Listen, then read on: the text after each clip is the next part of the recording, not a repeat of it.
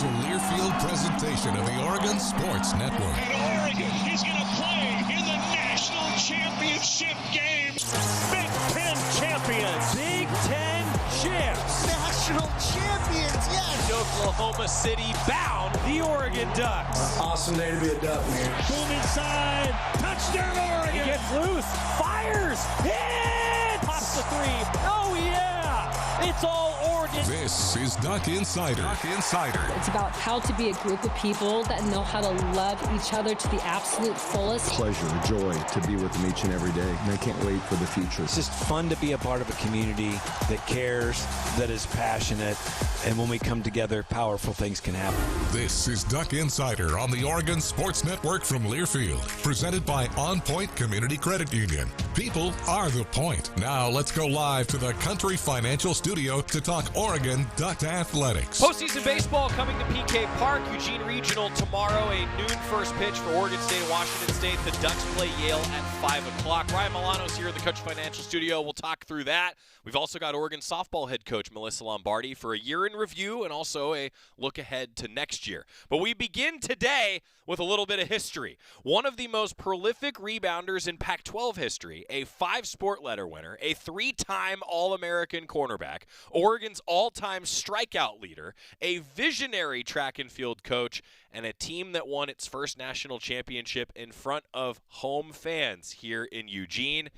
That comprises the Oregon Athletics Hall of Fame class. Congratulations to the 2026 Oregon Athletics Hall of Fame class. This is the 35th class for the Oregon Athletic Hall of Fame. We begin with Jillian Aileen, a 2-time women's basketball All-American, set Oregon and Pac-12 records with 1,712 career rebounds. Congratulations to Jillian Aileen, leading off our class of 2026 Hall of Fame inductees. Next up, a multi-sport athlete, Liz Brenner. Competed in 5 different sports at Oregon.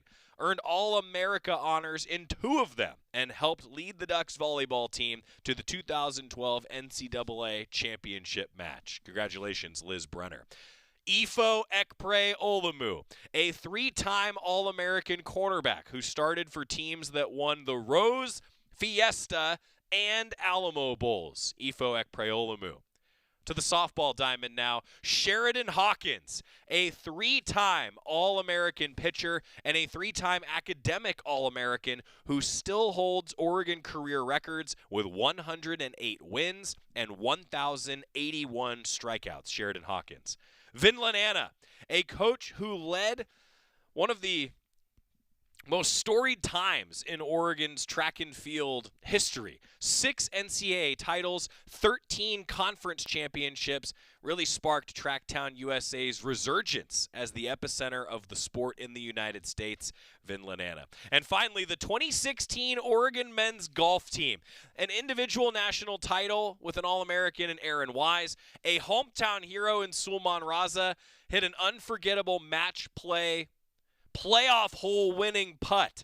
The 21st hole defeated Texas and brought home Oregon's first NCAA championship in men's golf, and they did it here in Eugene at Eugene Country Club. Congratulations to the 2016 Oregon men's golf team. Vinland Anna, Sheridan Hawkins, Ifo Ekpre Olumu, Liz Brenner, and Jillian Aileen. That is your Hall of Fame class. I love when we announce the Hall of Fame class. They will always be inducted during football season, usually a Friday evening event before a home football game. Congratulations to the 35th Oregon Athletics Hall of Fame class. Pretty special. I'm Joey Mack, and we turn now toward Oregon baseball. Ryan Milano's here in the Country Financial Studio, and he will also be present at the Fan Fest coming your way at 3 o'clock tomorrow. There's food trucks, Ryan. Oh, yeah.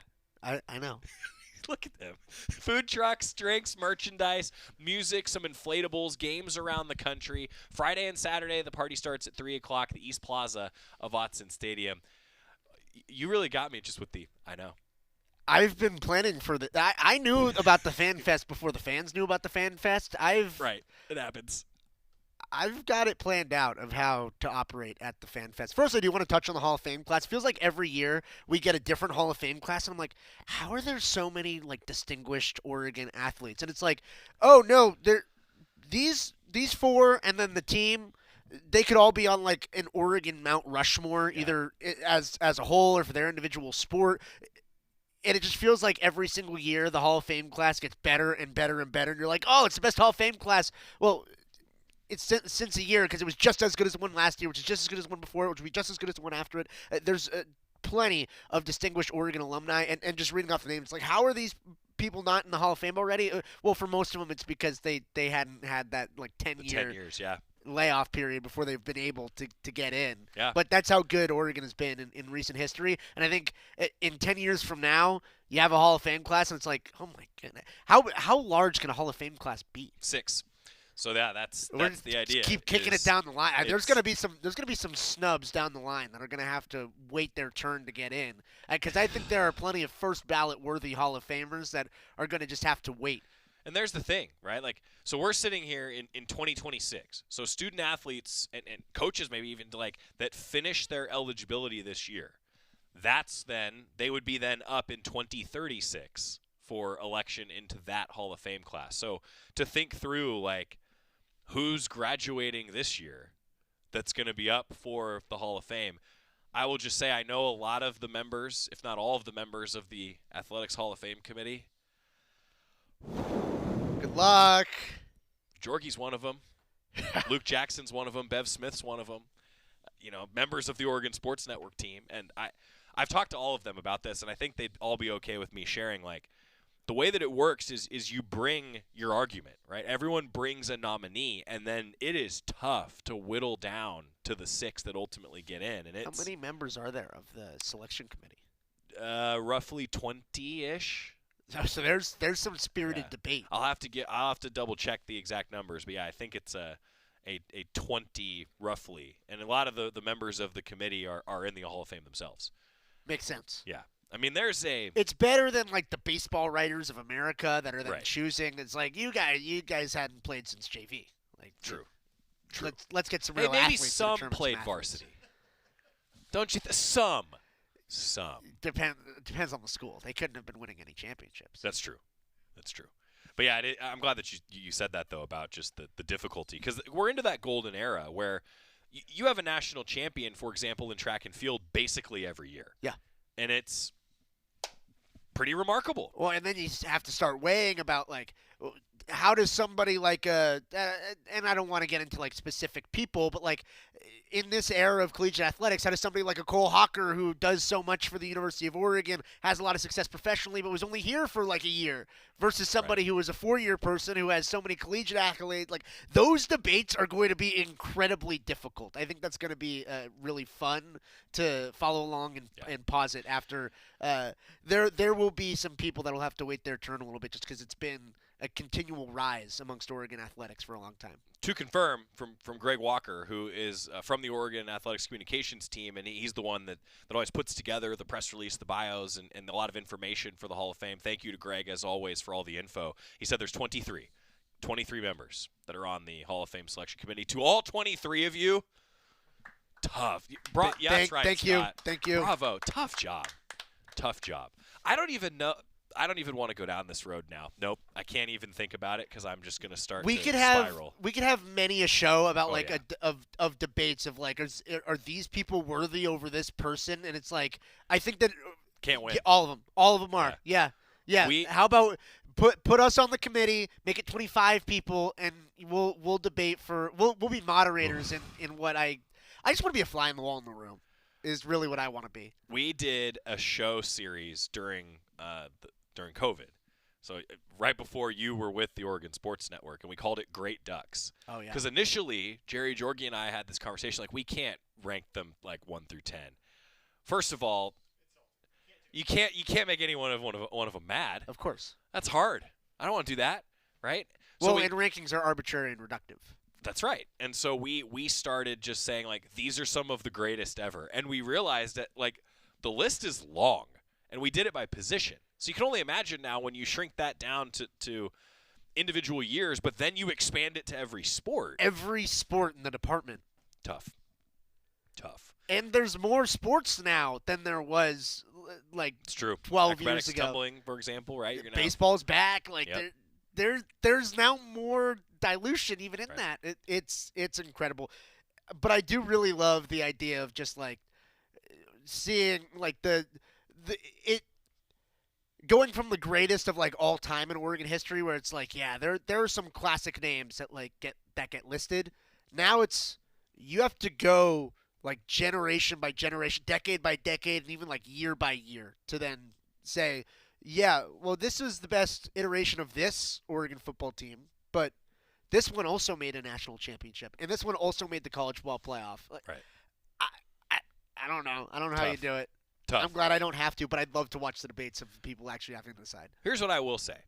The debate becomes easier when you win national championships. That's what the Duck baseball team's looking for now, and that starts tomorrow. Oregon baseball regional, the 11 seed in the Eugene regional.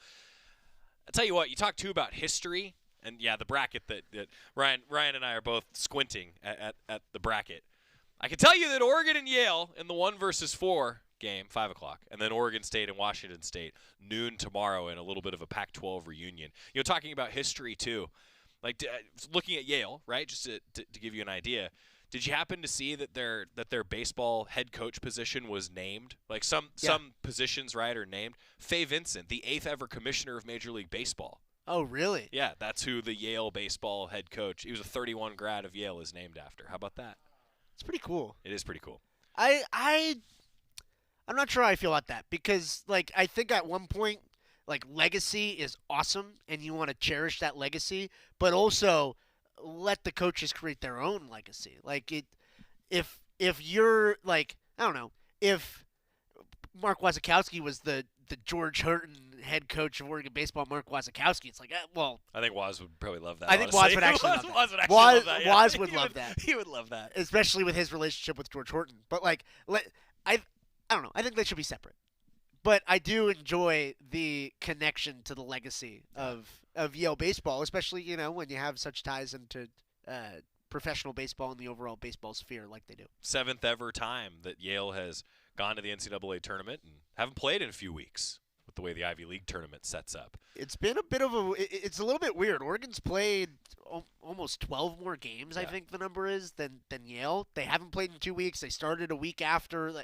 It's a bit of a weird schedule throughout the Ivy League. So there's a bit of an argument, rest versus rust. What will win out? And I'm curious to see. Well, you said 12 games. You're exactly right. Yale's 30-13-1. Oregon is 40-16 heading into this game. Friday, 5 o'clock on ESPN+. We've got a 4:45 pregame show coming your way. I think Oregon's in a good spot. Yeah, I hope so. I think so. Oregon's playing great ball. that was such a journey of emotions for you. Just, I hope so. I think so. Well, you didn't really ask a question. You were no, like, I was hoping you were going to be like, yeah, they're in a great place. You were making a statement. Oregon's in a great spot. Yeah, you're hosting a regional, got a good seed in the regional. You're playing against a team, against a field that you're really excited to play against in Yale, and then 2 former conference opponents in Washington State and Oregon State. And the Ducks were excited when Oregon State got announced as their as a pairing in their bracket. I think the cheer at PK Park on Monday was even a little bit bigger for the 2 seed in the region than it was for Oregon to even see where they were slotted in as a host in a regional. And I love that type of energy and the ability to say, yeah, bring it on. We want the toughest road. That was the road that Mark Wasikowski said that his team wanted through the Big Ten tournament. It's the road that Oregon wants throughout the entire season. Oregon talks so much about playing versus the game, playing the game the right way, and the game will reward you. If you were like, I'd rather play a 20-loss team that, you know, I've never seen before and I think I can beat, and they're, you know, they got a good seating, and no, you want to play a team that has a little bit of fervor and a little bit of fire. Well, and you just said what has been kind of a theme, I think, with Waz, is he always talks about you want to play good baseball. That usually means good teams are playing against each other. Hence, you're playing against the game in some ways, right? And that's what this is. You're playing the best competition. Well, and the best in Oregon has been brought out all year long when they have played the best competition. That's true. They won a series against Nebraska. Really tight series. They won a series against USC. Incredibly tight series. Against the number 1 team in the country in UCLA, sure, you go 1-3, but it could very easily be 3-1 the other way. Those games could not have been tighter. And so Oregon, against the 3 best teams in the conference, have played incredibly tight. They beat Nebraska again in the Big Ten tournament.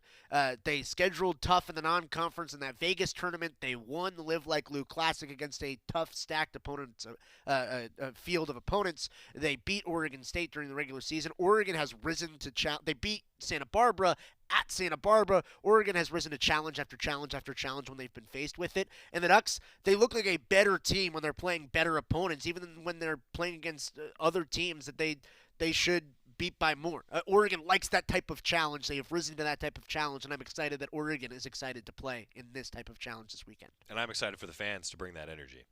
FanFest, 3 o'clock. Remember, come to PK Park early, get that environment going. 5 o'clock first pitch between the Bulldogs and the Ducks. Yale visiting Oregon. Switching gears to the other diamond. When we come back, end-of-year conversation with Coach Lombardi. You always want to win the last one. Really tough to do so. And the Ducks were faced with some pretty unique adversity at the end of the year at Jane Sanders Stadium. Breaking it down with Coach Lombardi next on the Oregon Sports Network from Learfield. Hey campers, it's Jan from Toyota. This summer, we're headed to Camp Toyota, and the fun starts now. Your summer starts here. Dealer inventory may vary. See your participating Toyota dealer for details. Event ends June 1st. Toyota, let's go places. As a local community credit union founded by teachers, OnPoint is committed to supporting the students and faculty at the University of Oregon. And on game day, we're right there with you, on the field, in the bleachers, and in the classrooms. Drop by one of your local branches today and discover the many ways OnPoint can help support your financial well-being.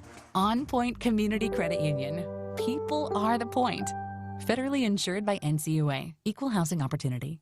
Hey campers, it's Jan from Toyota. This summer, we're headed to Camp Toyota, and the fun starts now. Your summer starts here. Dealer inventory may vary. See your participating Toyota dealer for details. Event ends June 1st. Toyota, let's go places. Duck Insider, your home for the latest news on Oregon athletics on the Oregon Sports Network from Learfield. Man, I love my kids so much. I once sat for 3 hours in the cold rain to watch her soccer team lose by 18 goals.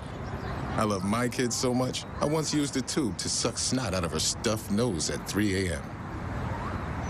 You win. Love your kids? Love them enough to make sure they're in the right car seat. From toddlers to tweens, visit nhtsa.gov/the right seat to find the right seat for their age and size. Keep them safe. Visit nhtsa.gov/the right seat. Brought to you by the National Highway Traffic Safety Administration and the Ad Council. Hear that? That's the sound of your life. Perfectly imperfect. Beating in rhythm to the world you've created. But every time you drive after drinking, the music gets drowned out. Your life sounds pretty great. Don't let a buzz ruin it. Buzz driving is drunk driving. Don't drive buzzed. A message from NHTSA and the Ad Council.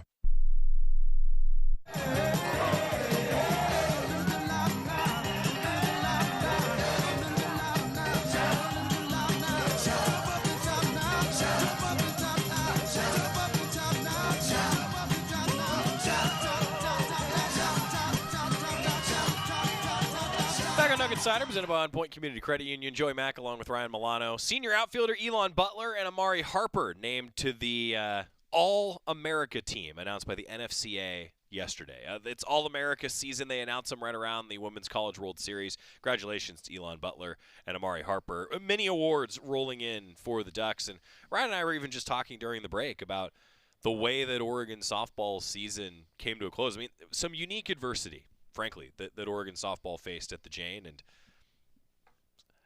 it sucks sometimes. Certainly. I was facing adversity right now. This is a 9-page outline, Joey. I couldn't find where you were in the outline. Sorry. I was facing some serious adversity. But did you overcome? I've now found where you are. Did you overcome the adversity? Not well. No,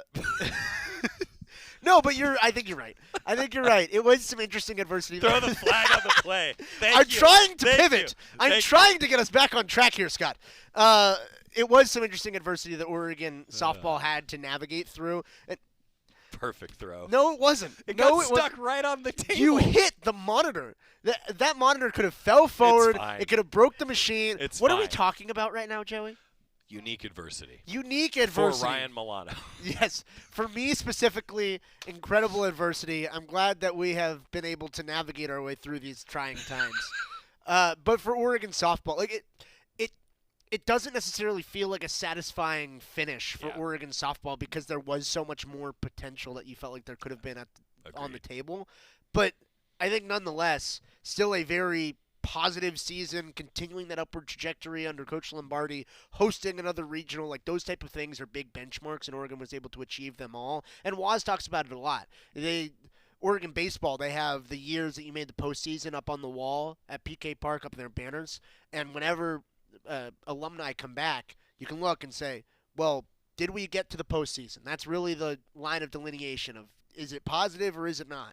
And Oregon continued to have another positive season of getting back to a regional, hosting a regional, and unfortunately it didn't end the way Oregon wanted it to. And to that point, we unpacked a lot of things with Coach Lombardi. First of a long interview to review the season and start to look ahead to next year with Oregon softball head coach Missy Lombardi. Well, look, you always want to be previewing the last one, and you certainly want to win the last one. That's difficult to do. And with that in mind, I always want to say thanks to a coach who takes the time to come in and do a season review with us. Coach Lombardi joining us, talking a little softball. Coach, isn't that just the truth, though? Like, you want to win the last one. It's really tough to win the last one, isn't it? You do. I mean, that's what you train for all year long, is to be being the last one standing. And that's the way it works sometimes, right? Sometimes you don't get what you want. Well, let's just zoom out if we could. First, talk about the way that the season ended. We've talked about it on the show, just what a strong individual Lindsey Grine is to go through what she went through. Just for fans that haven't heard it, Coach, what was that like at the end of the season? Oh, it's heartbreaking, just to see her in her final year and to not be able to finish. It just was heartbreaking. It was heartbreaking, but just the grace that she had, the way she handled it, the support that she gave her team. Lindsey, that's who she is, and that's who she came in as, and that's who she's leaving as. She's just a strong, remarkable woman that's got great perspective and has so many more games to play. Yeah. I just wish it didn't end here that way. Well, and I want to talk about the larger picture, if we could too, Coach, about like the future ahead, and we'll get there. This will be a wide-ranging, I should say, end of the year to send us into the offseason. But to that point, like I've said this on the show, Coach, like I would be so angry at the world in general if that had happened to me. And yet, not just Lindsey, but the whole team seemed to just really handle it as, I don't even know, like, if as well as they could is the right phrasing, but I think you know what I'm getting at. Like, how did you build this culture with your team, and what can you say about that here at the end of the year? I just say that I've got some incredible people that I'm surrounded by, and that they have really good perspective on life, which I think is the most important thing. Yeah. The most important thing is that Lindsey is healthy. Yeah. That is the most important thing. It's just the timing of the situation. It stinks for her. It stinks for everybody, but just that's the most important thing. These guys gave it their all. Oh, yeah. We gave it our all and just, fell short. But I appreciate how they handled the situation. They wanted to get it done for her, to give her an opportunity to have, to play again, and it just didn't go our way. And to a person, right, every single student athlete was saying that post game and just talking about, because there's certainly things bigger than softball, right? We all know that, but it's tough when you also have the public eye of softball, right, that you're going through. And I don't know, from one broadcaster's position, I just was so impressed with the way that your entire team handled it. And now you talk about things bigger than softball. Maybe let's zoom back if we could, Coach. I mean, overall, like, again, you want to win the last one, but a pretty darn good year for your team, finishing number 9 in RPI. I mean, pretty darn good year overall, wasn't it? Yeah, this group worked. I mean, from the start of the year to the end, we were constantly working, growing, and finding ways to get better. I think that's what it takes, and how to be elite. And so I do. Like, you look at the final game and you don't get what you want, but then it gives you time to reflect on what we did do. And we did a lot of great things. It's been 2 years that we've been in this league and we have not lost one series. Yeah, how about that? And that's really, really important to them,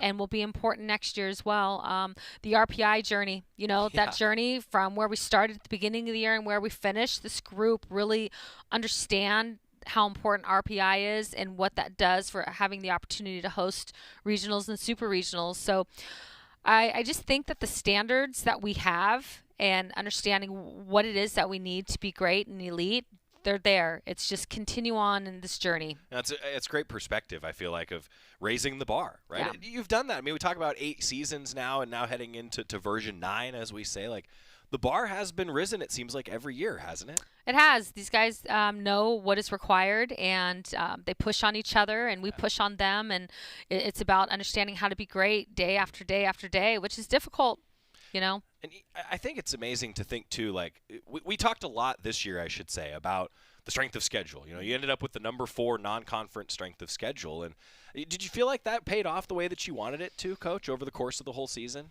It did. I knew we needed to play a tougher schedule, and we're going to do the same thing this next year. Yeah. But I think one lesson that we had is knowing that we had some games early that we needed to finish out that we didn't. And I think we learned some lessons there, knowing that when we have opportunity to win games, that we need to find a way to get it done because of just the entire picture and where it puts you at the end of the year. It's so important. And isn't it amazing just like to think back to like February? Yeah. Right? I mean, it's a long season, isn't it? It is. It is. And you look, I mean, February feels like last year. Yeah. You know, it does. It feels like last year. But to understand the things that we were doing towards the end of the year, if we needed to get there a little sooner at the beginning of the year. Interesting. Yeah. Well, and since you're going to schedule up again, it sounds like. So I know fans are going to want me to ask. So, Coach, how's that schedule coming together already? It's coming.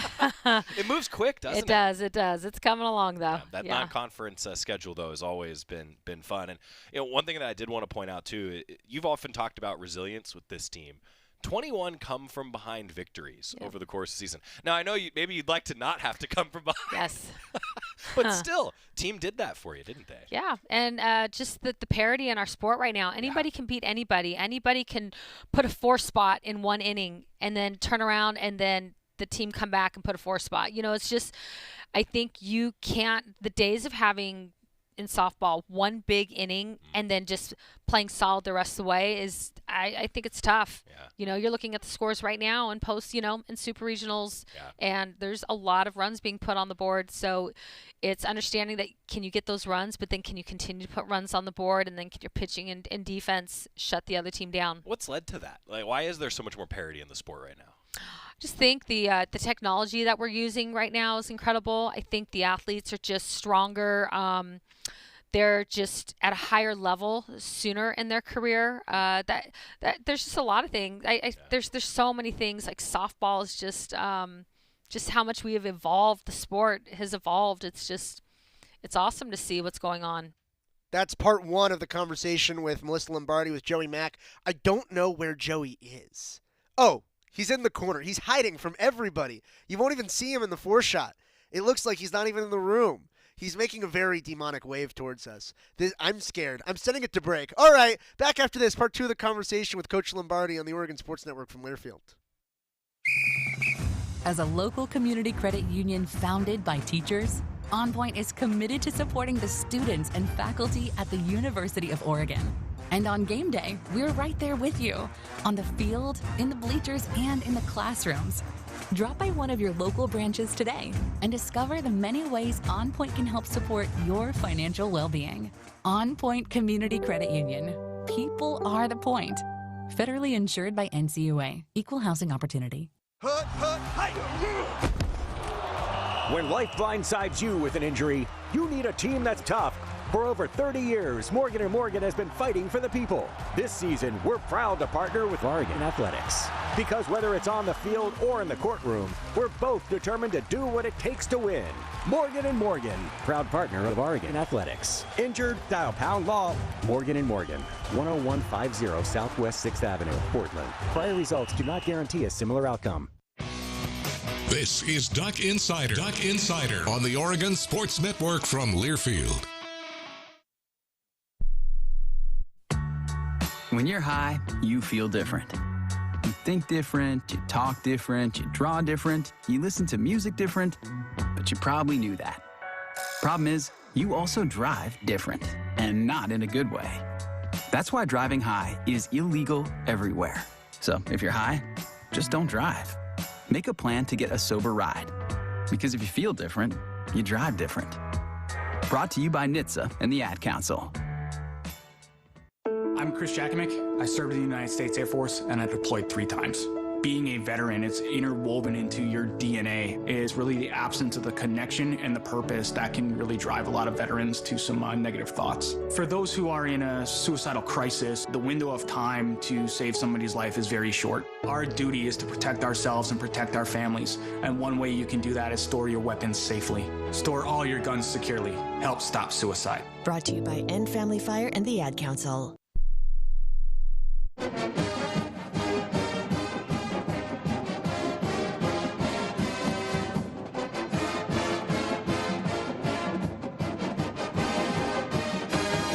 Stuck Insider, presented by OnPoint Community Credit Union. Joey Mack and Ryan Milano I'm here. just glad you got out of the corner. Ryan has been really deep diving on the Oregon Athletics Hall of Fame class for 2036. More on that coming up. First, we continue with Coach Lombardi, Oregon softball head coach. Part 2 of our conversation, reviewing the season, looking ahead to next year with the Ducks softball head coach. It seems like there's so many different ways to win now. Yeah. And you often talk about the importance, too, of the weight room and just that aspect of the game. I feel like that's changed at a younger level, maybe across all sports, hasn't it? I think so. The weight room, you jam up an opponent and it's a base hit because of how strong they are. You made a good pitch, you jammed them up, but it's a base hit.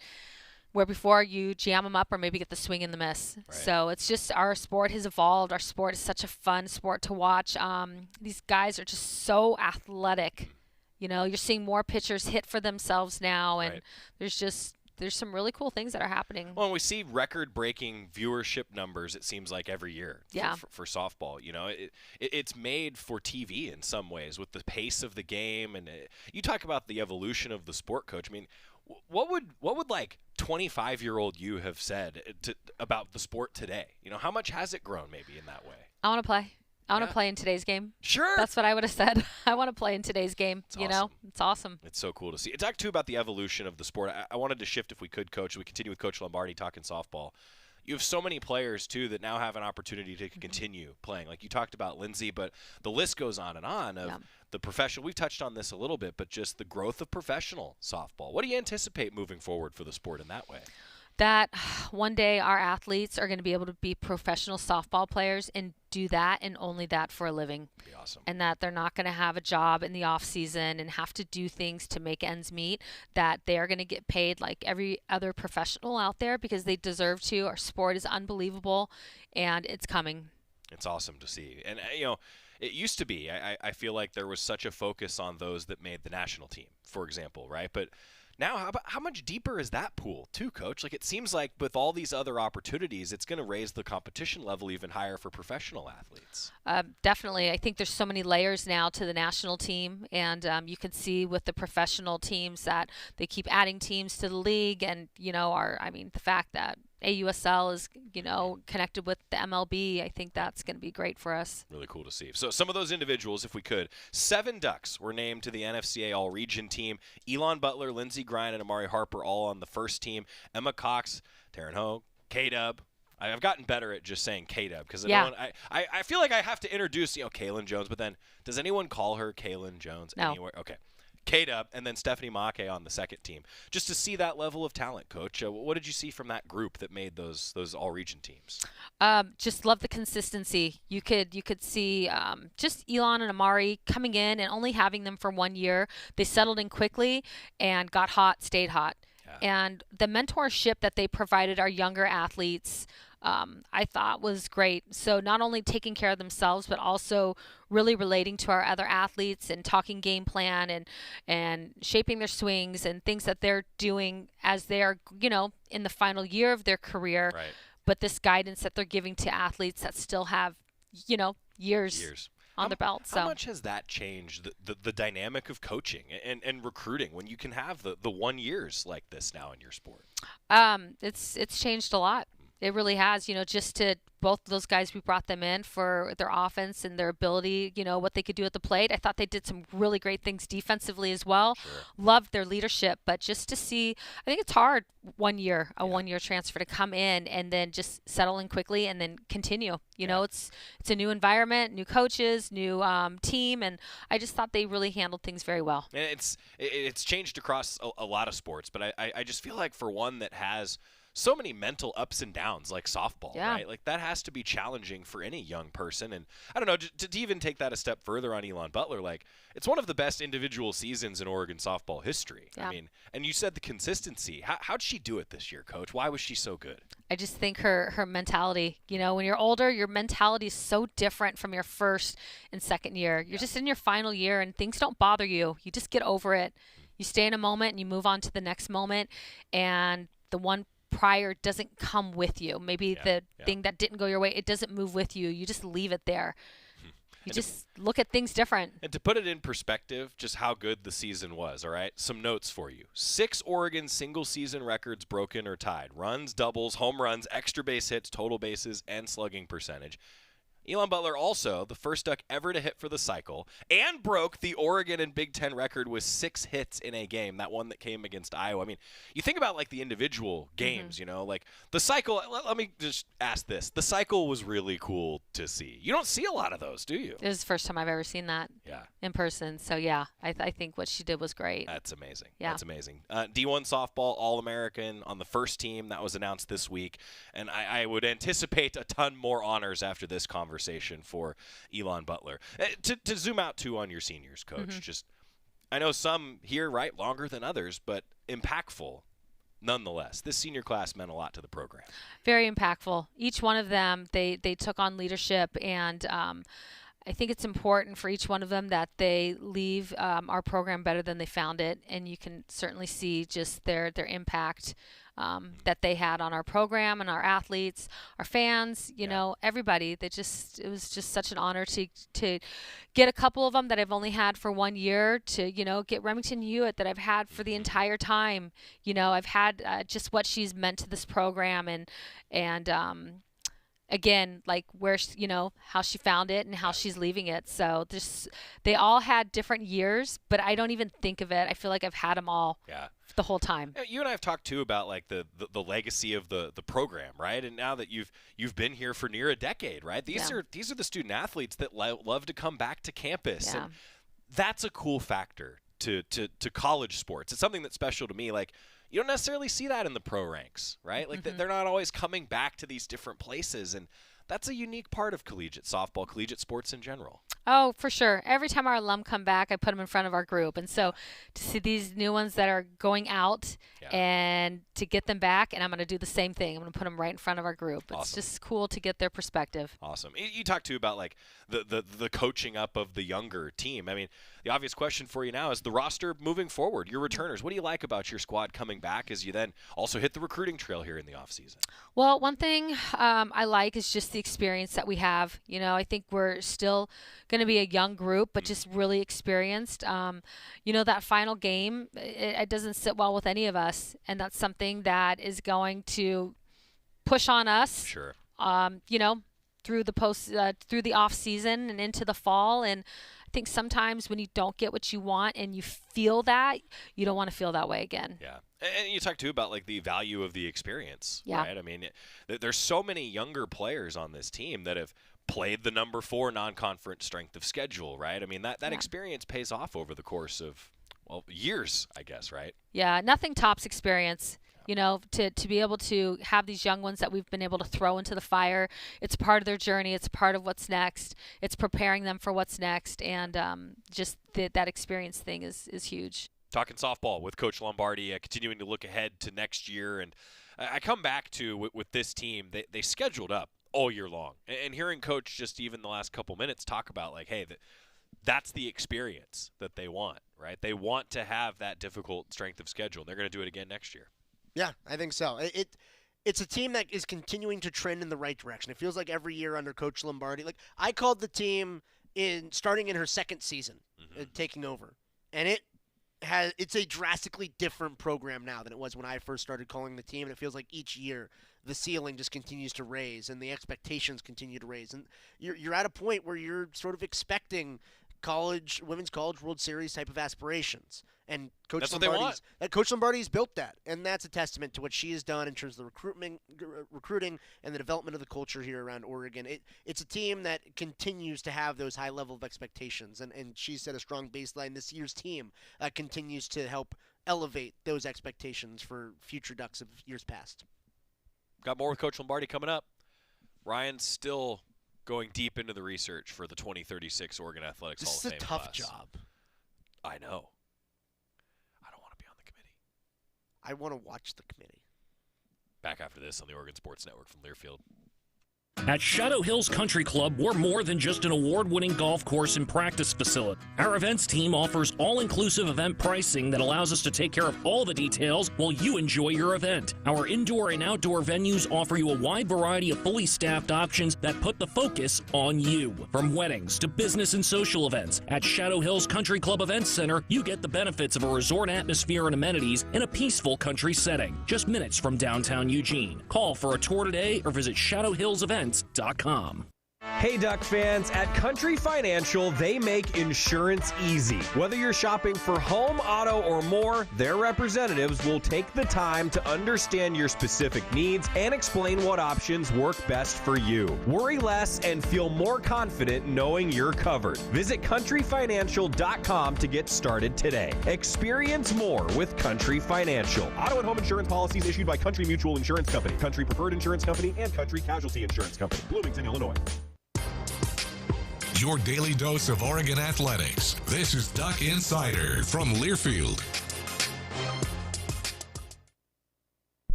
This message is for Karina, our mom who finished her high school diploma at age 28. Hi, Mom. It's Emmettith and Nicholas. Congratulations on getting your diploma. You worked so hard and have taught us so much. We love you. When you graduate, they graduate. Finish your high school diploma for you and for them. Visit finishyourdiploma.org to find free and supportive adult education centers near you. Brought to you by the Dollar General Literacy Foundation and the Ad Council. You said you'd never buy your kid candy from the checkout aisle. Or forget extra diapers. You'd never lick your thumb to clean their face. Never, ever become a minivan mom. So when you say you'd never leave your child in a hot car, know it can happen. Cars get hot fast, and kids can be at risk in temperatures as low as 60 degrees Fahrenheit. Never happens. Before you leave the car, always stop, look, lock. Brought to you by NHTSA and the Ad Council. I'm coming home to the place that I remember. Back to the land of my first love. Would you spread wide arms for this wayward sun? Ryan is deep into research. This is when Ryan Milano is really at his best. I want to ask you a little bit of when you hear, well, first of all, my voice, that throws me. But second of all, when you hear Ryan Milano just like typing away on the laptop, and there's like a tone to the type when he's really deep in the research. It's like a heavy type. You know what I'm talking about, though? Sure. Like when we're in the baseball booth and Ryan is going deep, I know because the keyboard gets louder. Well, I've gotten all the way to the 2073 Hall of Fame class, and I have one nominee. Joey McMurray, congratulations on being a 2073 University of Oregon Hall of Fame inductee. Let's continue hearing about softball. Coach Lombardi. We sat down with Coach Lombardi. We continue today. We got Oregon baseball coming up in a regional. We'll break that down. And then Ryan's going to pitch his 2036 Hall of Fame class at the end of the show today. Hey, also, did you know we're 100 days away from Oregon football? That's a lot, and yet not a lot of days. 100 days from Oregon football being back at Autzen Stadium. Just one day at a time. If you get 1% better every day from now until Oregon football starts, you'll be double the person you are by kickoff. Great line. Coach Lombardi, we continue with the Oregon softball head coach, getting us ready for next year now for Duck softball. I want to ask you a little bit of a quirky question that's come up a couple times over the course of the year. How did you lead the nation in sacrifice flies? That's a school record, by the way, 37 sacrifice flies. I don't know. You know, we talk a lot about situational and, you know, how can we score runs in different ways. And so what a great opportunity for us to score a lot of runs.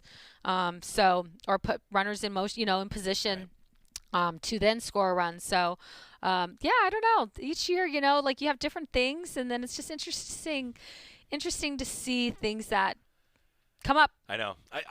I'm one of the people that loves to see these like different dynamics of sports, right? Like you mentioned, like the cycle. I nerd out about that. Yeah. Right? Like I haven't seen a cycle in college softball, and then to see like a school record for sacrifice flies. And I did want to ask you just too about that mentality to score in a variety of ways. I felt like over the course of the season, you exemplified that at different times, and I imagine that's going to be an identity trait moving forward. I think that's something since I've been here, we've always talked about the ability to score in different ways, and I think it's important.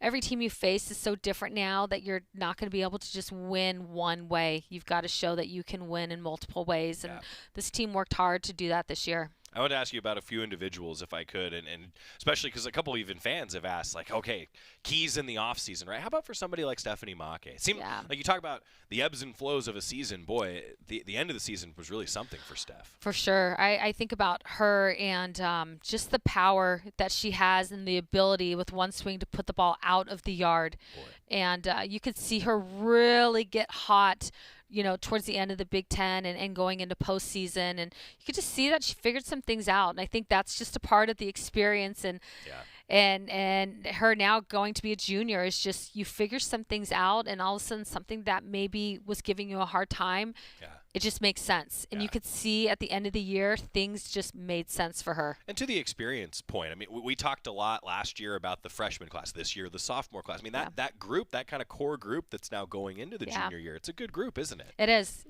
It's a very good group. And looking them as juniors and what their junior year is going to look like, I'm pretty excited about.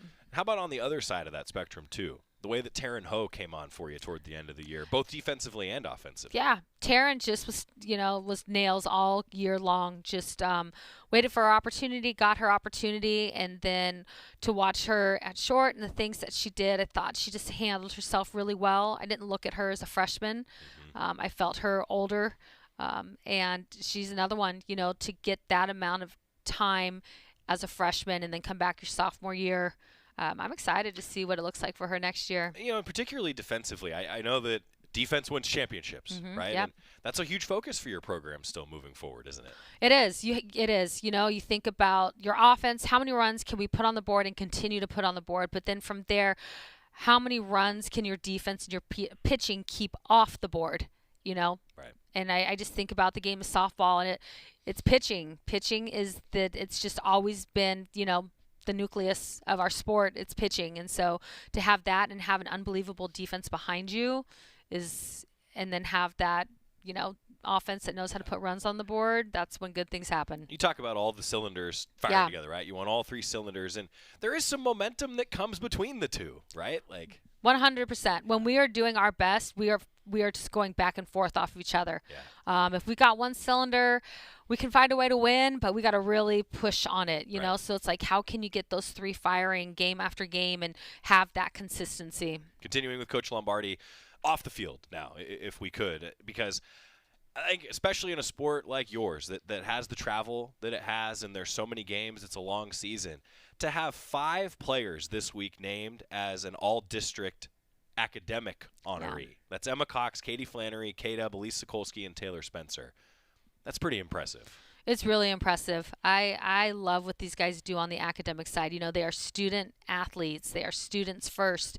And when they have their classwork and everything in order, they're thriving in the classroom, but from there it allows them to thrive on the field, because it allows them to go to the field and be free and not be worrying about their academics. So these guys work really hard. It's amazing how they'll tell me oh, I'm 2 weeks ahead of my homework, or they're on point with what they do. They care a lot about their academics. I don't want them just to come here and pass, and they don't either. They're here to get their degrees, and from there be able to use their degrees, once the lights go off. So I appreciate how hard they work in the classroom. I feel like in today's world too, there's such a conversation around college athletics and money, but that degree still goes a long way, doesn't it? Yes, it does. Yeah. Coach Lombardi, some final thoughts. Thanks again for doing this. Heading into next year, What do you want fans to know? I haven't even asked you about the fans, because even without a win in the Eugene Regional, what an environment in the Eugene Regional. Yeah, huh? I hurt for our fans. You know, they just I know that they want to continue to watch us play, but what our fans have done for us this year and the past couple years have just been amazing. Like, our fans are the best fans to play for. We love coming to the Jane. We love playing at the Jane. All we talk about every year is the ability to host a regional and a super regional, because we want to be here playing in front of you all. So thank you for the Lions Den. Thank you for Jane Sanity. And I know this is tough for us right now, but just trust what's coming and what this is doing for us for next year. Jane Sanity is here to stay. Jane Sanity is going nowhere. Yeah, Jane Sanity. The shirts were great, by the way. Oh, loved it. That's like all of it factoring together, just absolutely outstanding. Yeah. To that point, I mean, it starts in the offseason. Everything that we've been talking about with experience and throughout a difficult schedule, just all the different things that it can mean, Coach. What's the schedule for you ahead? What are you going to be doing over the next few months before we check in the fall? You just start to get into recruiting. You get to go watch a lot of games this summer, so looking forward to it. So what's the approach as a veteran recruiter? Do you like to sit in the same spot in different stadiums? Where do you like to go? What do you do when you're out watching all these different tournaments? I think it just kind of depends on what I'm looking at. You know, if I'm watching a pitcher, I probably want to get behind the plate a little bit, and I don't know. It just kind of depends. I'm not superstitious at all with any type of spots. I mean, just trying to get the best views. You know, it's not just about the result, but just to, you know, follow them into the dugout, follow them on, you know, on the field. Just there's a lot that goes into it. So I was just curious because it's funny, like different fans will have like their seat, right? Yeah. But I always wonder with a coach, like, do you like to sit in a similar spot to see different things? And I imagine the evaluation too. Like, it's one thing to evaluate on the field, but as we've covered, it's a lot to evaluate off the field too, isn't it? For sure, definitely. I think both sides are really, really important. I love our culture. I love what we're doing here.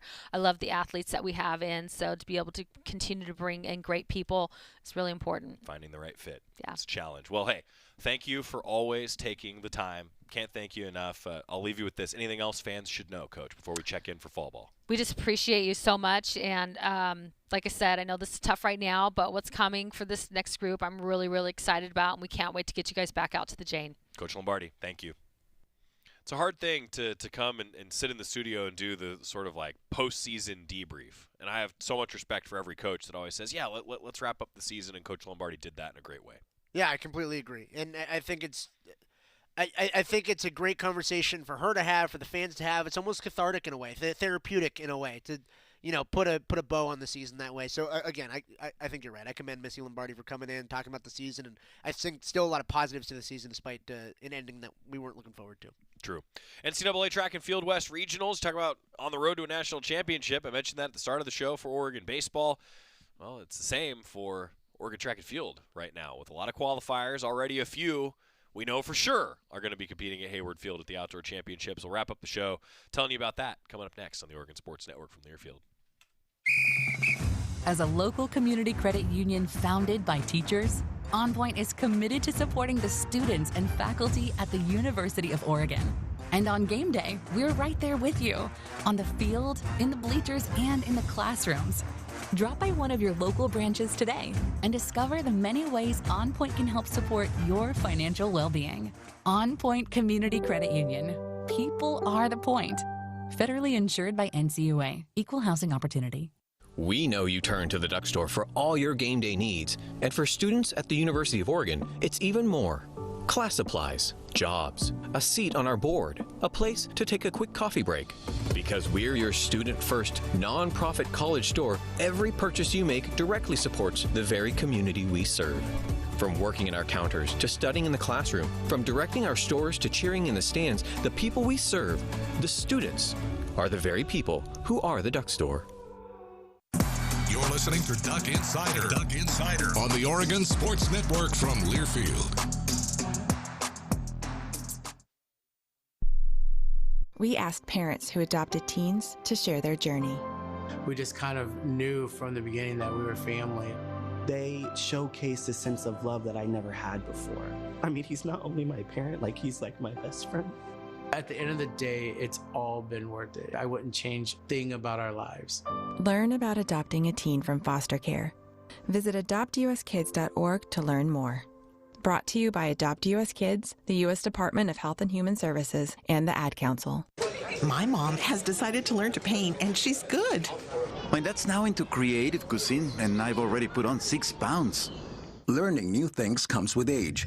My mom, she started forgetting my name and what we're talking about. Forgetting well-known things doesn't. Memory loss may be a sign of Alzheimer's disease. Early detection gives you and your loved one time to plan for the future. Learn the warning signs of Alzheimer's at 10signs.org. Brought to you by the Alzheimer's Association and the Ad Council.